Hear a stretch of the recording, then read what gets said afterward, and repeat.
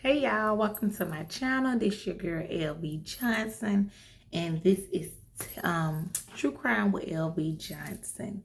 My channel is a fairly new channel. Well, I had some videos previous, but I'm fairly new, like taking it serious. So if you're new here, please subscribe. If you've been here, please subscribe because you will see more of me. I will be uploading weekly. I don't know if it's going to be multiple times or one time a week. We'll figure that out as we go. But I am looking to build a community. So if you're a true crime girly like me, come on and join me and subscribe to my channel. Please recommend some case suggestions down in the comment and just help me grow my channel. Thank you. So today we're going to talk about the yoga shop murder that took place in Austin, Texas back in 1991. So firefighters responded to a fire at the I Can't Believe It's yogurt store. But from Austin Police Department noticed fire coming from I Can't Believe It's yogurt shop located at 2949 West Anderson Lane and called it in to dispatch. The Austin Fire Department responded to the call and extinguished the fire. Once they calmed the fire, they found the bodies of Jennifer Harbison, Sarah Harbison, Elisa Thomas, and Amy Ayers. All four girls had been shot and gagged.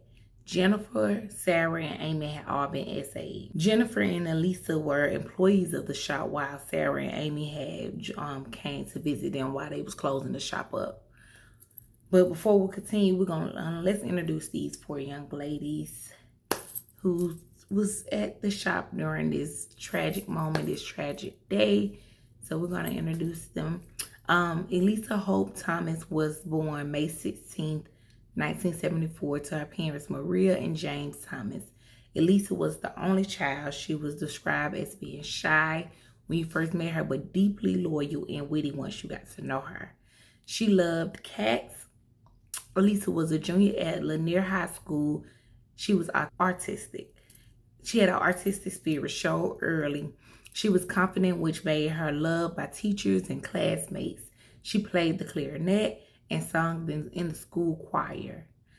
Elisa was part-time at I Can't Believe It's Yogurt, where she often took closing shifts, unfortunately. Her mom passed away unexpectedly back in 2015 without knowing who murdered her daughter. So now Jennifer Ann Harbison was born on May 9th, 1974 to Mike and Barbara Harbison. And Jennifer was the friend of Elisa, and they worked side by side at I Can't Believe This yogurt shop.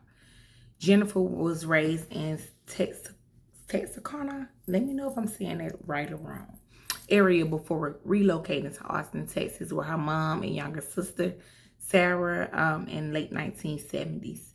Jennifer attended Lanier High School in Austin, Texas, where she excelled both academically and in extracurricular activities. Jennifer was described as being outgoing, very opinionated, and a driven teenager. Her geography teacher quoted, "She was more excited about life than any kid I've ever known." She was the president of the School Future Farmers of America, also known as FFA chapter, competed on the track team in the 400 meters and the 1600 meter relay, and was a member of the Vikings Dream Team. Even 1 second, let me drink some. Jennifer worked part-time at I Can't Believe It's yogurt, as I stated, alongside Elisa, to help pay for her blue Chevy S10. Sarah Louise Harbison was born in Texarkana to Mike and Barbara Harbison. She was the youngest sister of Jennifer Harbison.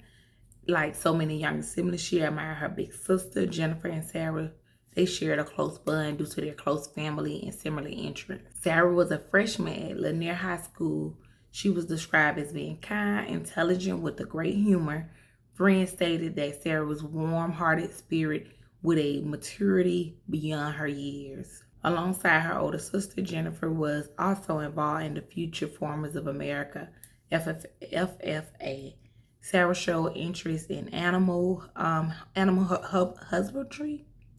husbandry, including raising and showing livestock. But animal husbandry is the branch of agriculture focused on breeding, raising, and caring for domestic animals like cattle, sheep, pigs, and poultry for products such as meat, milk, eggs, and fiber. Amy Ayers was born on January 31st, 1978 in Austin, Texas. Amy was an 8th grader at Burnett Middle School. Like Jennifer and Sarah, Amy was a part of the Junior Future Farmers of America. She was passionate about caring for animals, especially proud of raising a lamb, Tootie, as part of her FFA activities. Amy dreamed of one day becoming a veterinarian. Amy was described as funny, kind, and a bit of a prankster with a magnetic personality that could light up a room. Okay, so December 6, 1991, firefighters responded to a fire at the I Can't Believe It's Yogurt store, where they discovered the nude bodies of 4 teenage girls. Because of the fire and water automatic sprinklers in the shop, evidence was difficult to collect. However, APD processed the scene and collected as much evidence as possible. APD received thousands of tips and dozens of false confessions, but no arrests. I never understood why people give false confessions. Like, why do you want to be accused of something that you didn't do? But okay. Within a week of the murder, 16-year-old Maurice Pierce was arrested for bringing a gun to Norcross Mall. The gun happened to be the same caliber as one of the guns used in the murders. After hours of interrogation by APD homicide detective, Maurice confessed to the murders of the 4 girls. The following morning, the head detective interviewed Maurice again and realized his confession did not match the crime scene. Ballistic analyzed the .22 gun that was seized from Pierce at the mall to determine if it was the same weapon used in the murders, and the results was inconclusive. In 1999, the case was revisited by the Yogurt Shop Task Force. They reviewed the original case files and further details. They interrogated 4 subjects that had been identified as possibly being involved: Maurice Pierce, Robert Springsteen, Michael Scott, and Forrest Wellborn. During the interrogation, Robert Springsteen and Michael Scott confessed it, and both implicated each other in the murders. Forrest Wellborn and Maurice Pierce did not confess. The task force theory was that Wellborn waited outside in a car as the lookout. Forrest Wellborn never confessed it to the murders. All 4 subjects was arrested for capital murder in 1999. Michael Scott and Robert Springsteen were put on trial, and both were found guilty based on each other's confession implicating one another.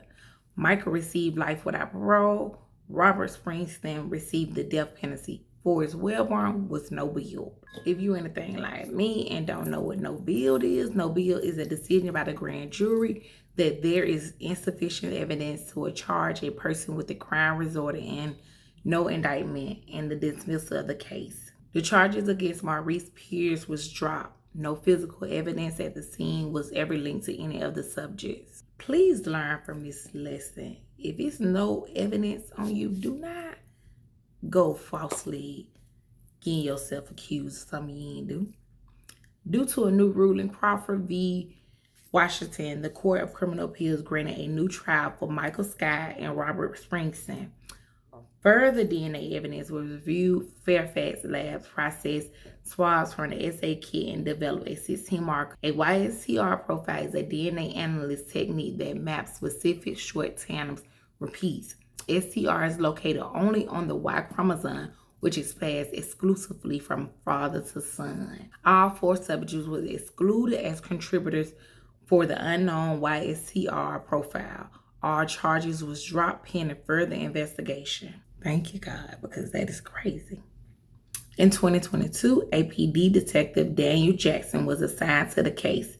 Detective Jackson met with several subject matters experts on DNA and genealogy, and a tiered list of items from the scene were identified for potential retesting, such as Amy's belt buckle, the ice scoop, the fingernails clippings, and clothing. In June 2025, Detective Jackson noticed a .380 cartridge found in a drain at the scene had not been submitted into the NIBIN, which is the National Integrated Ballistic Information Network, in many years. In July of 25, they received a hit to an unsolved unaliving in Kentucky. Detective Jackson began working with detectives in Kentucky to determine whether there were more similarities.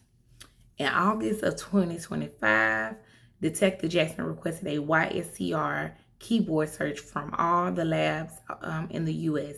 They found several labs hits on the search, but only a South Carolina state lab found a complete match to the unknown profile. Just last year, August 22nd, 25, Detective Jackson received the South Carolina lab report that linked the yogurt shop unknown profile to a known profile from 1990 in Greenville, South Carolina, SA and unalive.